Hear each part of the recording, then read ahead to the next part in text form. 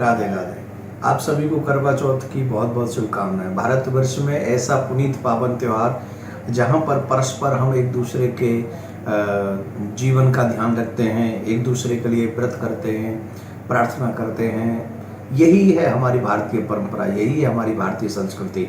माता बहनों को मैं बताना चाहता हूँ, अगर आप ऐसा करेंगी तो निश्चित तौर पर आपके पति की दीर्घायु होगी। और हमारी माता बहन करवा चौथ का व्रत करती ही इसलिए है जिससे माता बहनों का जो सुहाग है, पति की उम्र है, वो दीर्घायु रहे आयु। तो जैसा कि हमारे यहाँ इस व्रत में प्रारंभ से ब्रह्म मुहूर्त के बाद में कभी कुछ जल नहीं ग्रहण किया जाता है, भोजन नहीं किया जाता है। पूरे दिन देवी व्रत करती हैं और चंद्रमा का मुख देखकर, जब चंद्रमा उदय होते हैं उसका मुख देखकर, उसे जल का अर्घ देकर, अपने पति का मुख देखकर फिर भोजन करती हैं।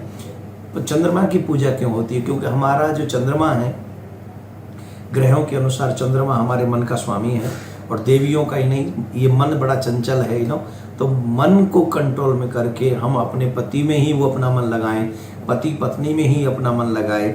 इसलिए हम चंद्रमा का मुख देखते हैं, चंद्रमा को अर्घ देते हैं और शायद ये प्रार्थना करते हैं कि हमारा मन इनको छोड़ के कहीं और न लगे।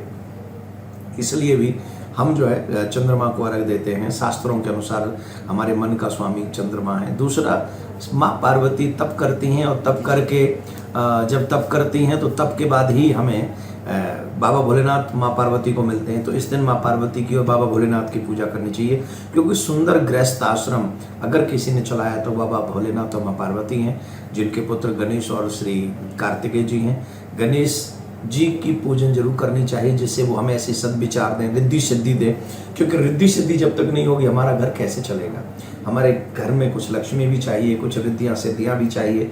तो गणेश जी का भी पूजन करें, कार्तिकेय जी का भी पूजन करें, शिव और माँ पार्वती का भी पूजन करें।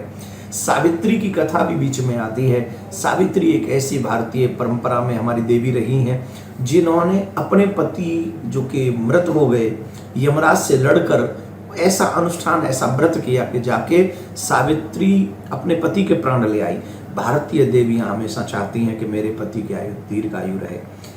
उसमें सबसे बड़ा प्रमाण है सावित्री का कि अपने यमराज से लड़कर अपने पति के प्राण लेकर आई। तो ये व्रत बहुत महत्वपूर्ण है। इनमें कुछ चीज़ों का ध्यान रखें, जैसे क्रोध न करें, जैसे हम लोग थोड़ा सा ऐसा कोई कर्म न करें जिससे हमारे शरीर में कुछ क्रोध या द्वेष या ईर्ष्या की भावना उत्पन्न हो। अपने पति से कम आज के दिन तो आप प्रेम से ही वार्तालाप करें। वैसे तो आप सब हमेशा करते हैं, पर हमें अपने पति से प्रेम से बात करनी चाहिए और भगवान से प्रार्थना करनी चाहिए कि मेरा और मेरे पति का साथ हमेशा बना रहे, इनकी दीर्घायु हो और मेरी भी दीर्घायु हो। तो ऐसा व्रत अगर आप करेंगी तो निश्चित तौर पर भारतीय परंपरा आगे जाएगी और आपके पति की दीर्घायु होगी। ऐसी प्रार्थना मैं भगवान से, शिव से करता हूँ, माँ पार्वती से करता हूँ, प्रिया कांजू से करता हूँ कि जितनी भी माताएं बहन करवा चौथ का व्रत रख रही हैं, इन सब के पतियों की आयु दीर्घायु हो। हैप्पी करवा चौथ। राधे राधे। बहुत बहुत शुभकामनाएं।